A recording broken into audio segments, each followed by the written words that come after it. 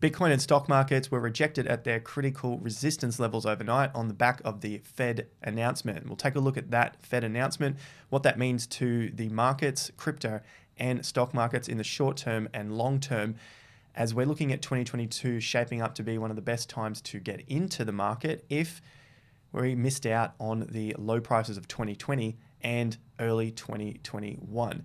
So make sure you've tapped that like button, subscribe to the channel if you haven't already, and follow the financial journey here on the channel.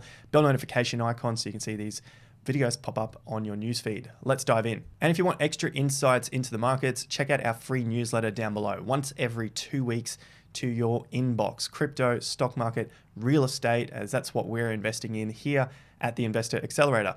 Link is down below, all for free. If you don't like it, you can always unsubscribe. Let's crack on with the first piece. And of course, this is the Fed announcement here. The main things that we're looking at here is the rate hike coming in March and stopping the stimulus at the beginning of March. They're the main 2 points here. And from what we've seen, it looks like the market has priced this in over the last few days and weeks as we have plummeted to new low prices. Now, in terms of these short-term rejections, which we'll have a look at on the chart in just a sec, it does look like we are holding up for the time being. But in terms of what the Fed has talked about, they are saying here on their statement, job gains have been solid in recent months and the unemployment rate has declined substantially. Supply and demand imbalances related to the pandemic and the reopening of the economy have continued to contribute to elevated levels of inflation. Now, we're expecting the jobs to decline, or the unemployment to decline over this next half of the real estate, the 18-year real estate cycle, which is leading us into a peak around 2026 to 2027. We'll know closer towards the date, but we still see many years ahead of strong growth. And unemployment is going to get more difficult for that labor market, which is then going to increase wages. And this is what everyone has been waiting for. Now, I'm not saying that that is going to help pay for real estate and help people get into the real estate market. The only thing I'm looking at here is I believe wages will eventually rise as these jobs are just not getting filled. Now, going back to this document here, the committee seeks to achieve maximum employment and inflation at a rate of 2% over the longer run. The committee decided to keep the target range of the federal funds rate at 0 to 0.25%. So this isn't anything that the market wasn't expecting, which is probably why we didn't see too much volatility within the markets overnight. Following on, with inflation well above 2% and a strong labor market, this is again my opinion, I know people may differ and they believe that things are going to get a lot worse. That's not my view, and that's why I'm investing at this point. Moving on, the committee expects it will soon be appropriate to raise the target range for the federal funds rate. The committee decided to continue to reduce the monthly pace of its net asset purchases, bringing them to an end in early March. Beginning in February, the committee will increase its holdings of Treasury securities by at least $20 billion and of agency mortgage-backed securities of at least $10 billion. So they're going to be purchasing another $30 billion in February. Last point here, the committee would be prepared to adjust the stance of monetary policy as appropriate if risks emerge that could impede the attainment of the committee's goals. So the committee has goals. If something happens in the economy, they'll change what they are saying in this document. They're basically just giving themselves a get out of jail card free. Now onto the charts and that short-term rejection. So this is our 50% level short-term timeframes. Remember, short-term timeframes will always bring short-term reactions. Whatever happens to the market is going to be short-term. So if we're only looking at shorter terms, it's going to be a shorter move. If we look at longer-term moves, longer-term rejections, or markets coming back to support, we're going to get bigger moves. So this is only short-term. Short-term rejection, bang on, 50%. We're using our 1 hour chart here. You can see this is the down range. The market held up on the 20th and then fell away from the 21st, coming into that low on the 25th. And it could not close the 1 hour chart above the 50% level. So short-term rejection. The good news is at least the low is higher than it was on the 25th. So for the NASDAQ, for the short term, doesn't look too bad. Moving to a macro chart, the NASDAQ is still down about 15.5% from its all-time high. The total drop here was 18%. So in terms of history, it's nothing out of the ordinary. It did happen rather quick, which means we're probably in for a little bit more volatility until the market just starts to cool off and it becomes boring, sideways, the accumulation takes place. Don't know if that's going to happen today, but it looks like that's what will have to happen in order for the market to assert itself, get its bottom in, and start moving. So 18% still within a pretty good range here. And of course, we still have a lot more support further down. Same goes for the S&P 500. It did get rejected at the 50%, but it didn't close any lower than the previous low on the 25th, which is good news. Volumes coming in, but of course, that's the end of day volume and the opening volume as well. You always have the opening and the end of day gets more volume in the market.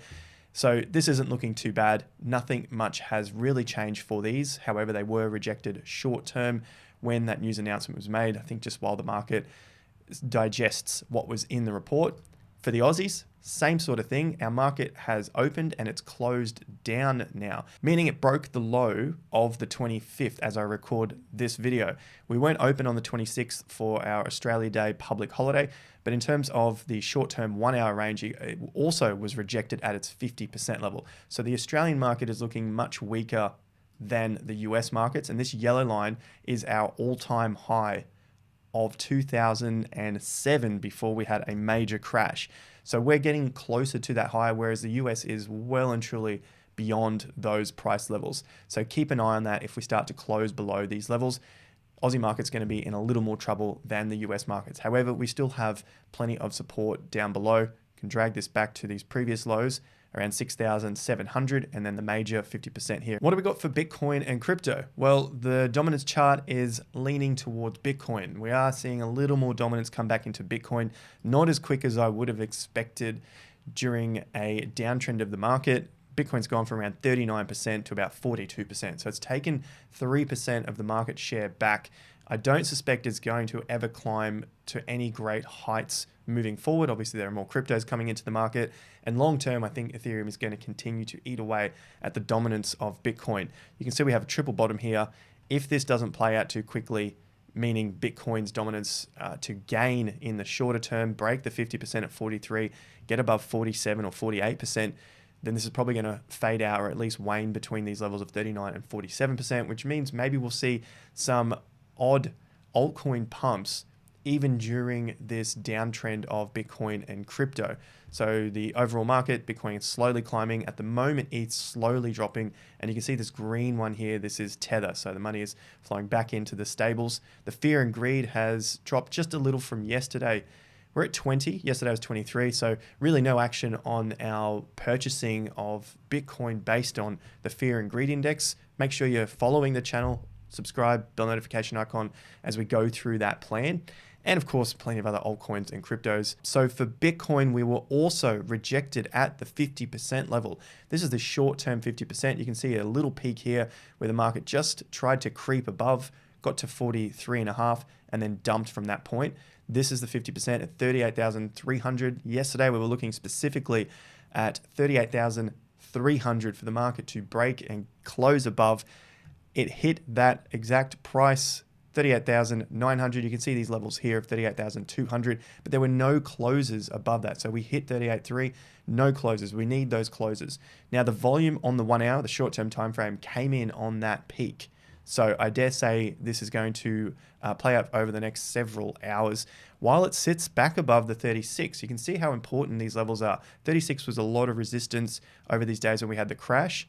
Then it came as support as we broke through the retest. You can see here back on the 25th. And again, we've come back down to test this 36K level. The reason 36 is so important is because it is the major 50% level. This is the bear market low in 2018. And then this is our current all-time high. So halfway through that point is 36,000. And you can see the market playing with that number a hell of a lot at the moment. How are you making money from this? Are you just enjoying watching the news, or are you making some cash from it? Let me know in the comments down below what some of the strategies are. 2, if 2020 and 2021 was missed, as I said in the intro, 2022 is going to be the best chance to buy the dips before the cycle continues and the markets pump. Now I'm talking about the financial markets, stock markets, real estate, and potentially crypto as well into 2023. Now, I don't know when crypto will end, but I have a good belief on stocks and real estate based on our 18.6-year cycle that we could lead up into 2026. So as I said, if you miss these years, don't miss 2022. Get your plan right, look at what's going on here, and start to accumulate whatever it might be for your portfolio. That's my belief for 2022.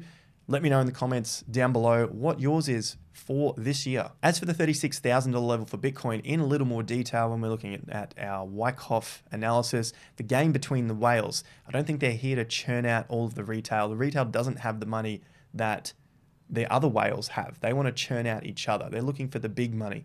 So I know a lot of people think there's a manipulation and their whales are out to get the retail, but if you're a whale and you hold 90% of the wealth and retail holds 5 to 10% of the wealth, who do you think they're going to go after? They're going to go after the other whales. They don't give a rat's ass about the 5%. So if you start hearing about the manipulation, makes for good headlines.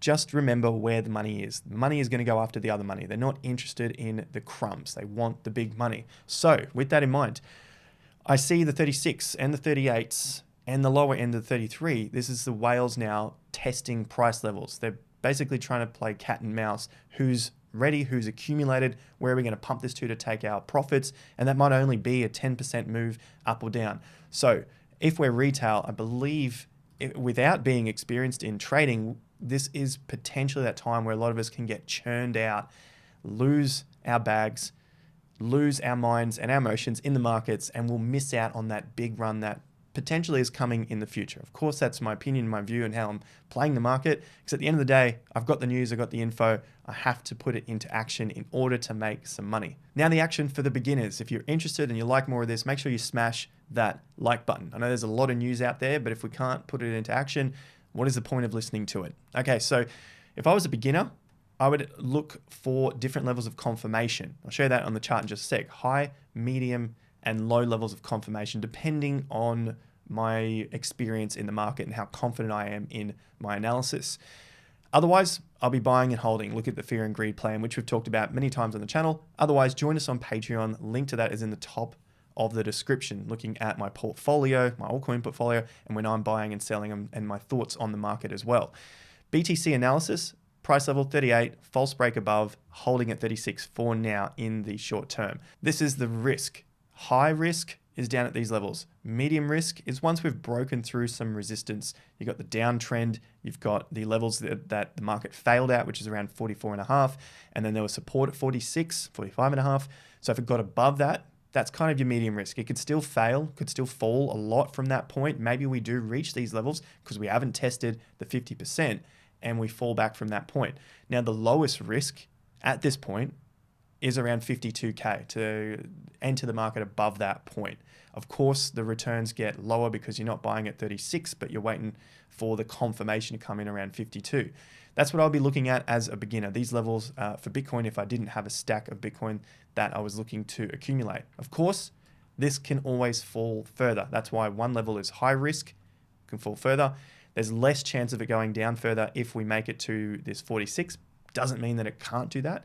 And there's even less chance of it falling further if we can break above the 52. So that's how I'd put it into action for my own trading portfolio if I didn't have anything at the moment. So this isn't a buy recommendation. It's just a way to interpret the market, putting in if-then statements for your own plan.